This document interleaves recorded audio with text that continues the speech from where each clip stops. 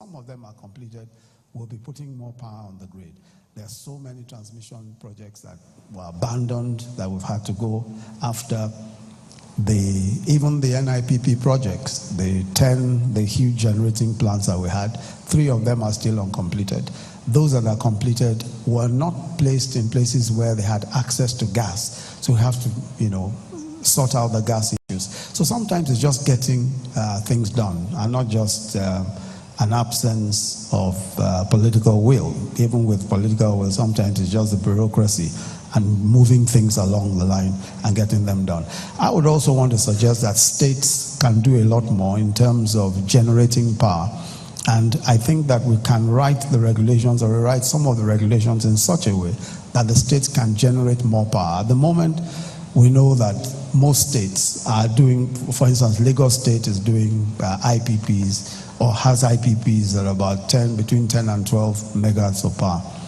But we can do a lot more. And I think the rules can help us to be able to do, much more, especially in the industrial estates, providing power in the industrial estates. I know there will be arguments about distribution and all that, but I think that there is now enough requirement and the space is there for doing a lot more. I also just want to mention a bit also about the ease of doing business before I talk about technology and roundup. It's clear that we need to make it easier to do business in Nigeria. It's absolutely clear. And the president has mandated our Minister for Investment, Trade and Industry to do something about the ease of doing business. We are 169 of the 189 countries in the World Bank survey. But the mandate this year in the strategic action plan to implement the budget is that we must move at least 30 spaces up. So that's going to involve a lot of doing. But where it concerns the states is that a lot has to be done in the states. Most states, of course, control land policy, titling policy, development control permits, building permits, and all of those.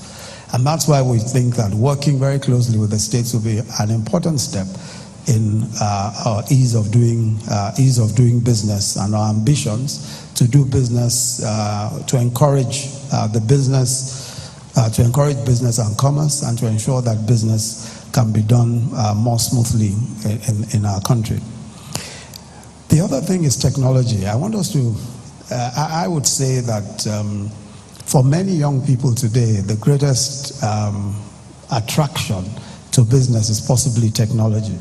I've talked to large groups of young people about agriculture, but the only time that it catches their fancy is when I'm able to tie agriculture to technology. Anytime you talk about anything, they're probably only interested in it when it relates to technology. But I think that this is an area of our economy that we need to do a lot more on. And I'm glad to say that this year, the budget has made some fairly serious, I think for the first time, very serious provisions for technology. No question at all that there is already a lot of private sector investment and a lot of young people that are, of course, involved in technology. I'm sure many of us have heard of Jobberman, that a human resource company which has used technology to great advantage. And I think at the moment they're attracting investments of close to $20 million. There's PowerTech, a company that young 28-year-olds, I think about 3 of them, who run this company. At the moment, they are in Abuja, and they monitor, a lot of our transmission. In fact, from generation to distribution, they have a facility that monitors all of that entire value chain, and even does payment assurances and all that. I have a dashboard in my office which enables me to see some aspects of power generation and all of that, and even statistics on the economy. These young people have been able to do that using their own software. Of course, we've heard of Conga and the animation efforts here and there also. So I think that technology is an area where we need to do a lot more, and where we can encourage young people, and all they need is just the environment, a favorable environment to do so.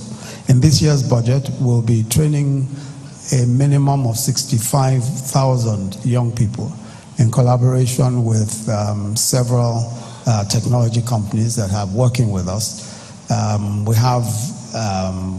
We already have collaboration agreements with Cisco, we're talking at the moment to Google and a few other companies that have indicated their interest in joining us to do much more in the area of training and creating opportunities for technology. Finally, I want to talk about our social investments, and I think President Trulio also mentioned the importance of social policy. And I think that, again, for the very first time, there is a very coherent social policy in our plans for the next 3 years. This year, there's a total investment of about 500 billion naira in social investments alone. And one of the interesting things which you mentioned is the conditional cash transfers, the Bolsa Familia, and the version that you have in Colombia. We have that, and we are giving women, 1 million women, 5,000 naira, 1 million of the poorest women, 5,000 naira a month for, under this current budget, in order to lift them out of poverty. We think that is an important project. We think that, as a matter of fact, what we had in mind was doing far more than that, especially for the poorest. And just as you pointed out, this is a country that has large numbers of extremely poor people. And we must take that into account in all that we do. So we think the conditional cash transfer scheme is one that will begin showing exactly where we intend to go in our social policies, and we're quite excited about the prospects of implementing it. Although compared to the numbers we have, is merely scratching the surface. We also have several others, but the one I would like to point out, and which I know that the state is going to be involved in, is the homegrown school feeding program, which I'm sure Ogun State will be starting very soon.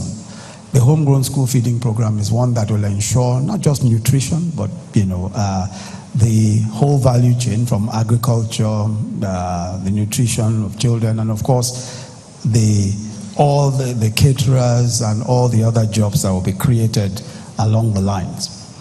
So I think that what we expect to see in the next few years, and I hope that all of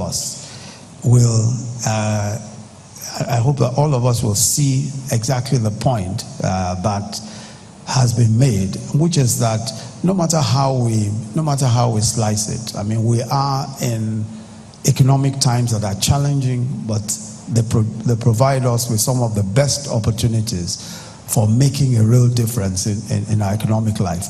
I think that we are at a point, and a lot has been said about subsidies, for example, and what to do with subsidies and all that. And I think we're at a point where we must, as has been said, make very many difficult decisions and make very many tough choices.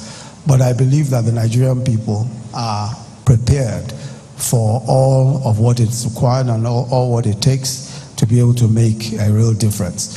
Finally, I want to make the point that there is no way that a country can make the kind of progress that we expect to make if we are not able to ensure that in public life we improve our public finance system. Our public finance system is transparent, and we ensure that there is accountability. I think that the difficulties that we've had, a lot of the difficulties we've had as a country, a lot is related to the absence of a system of public finance that holds everyone to account and that ensures that leakages are blocked and that there is responsibility for public expenditure. I think that the next few years we'll see a lot more of that, and I think already the Ministry of Finance has been putting in place systems that will ensure accountability, will ensure that the public finance is taken seriously, public expenditure is accounted for, and that that the country itself is not exposed to some of the kinds of huge corruption that we've seen in the past few years.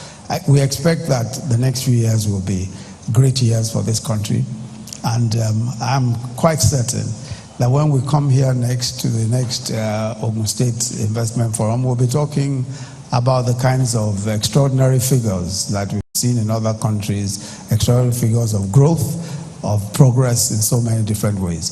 Thank you very much.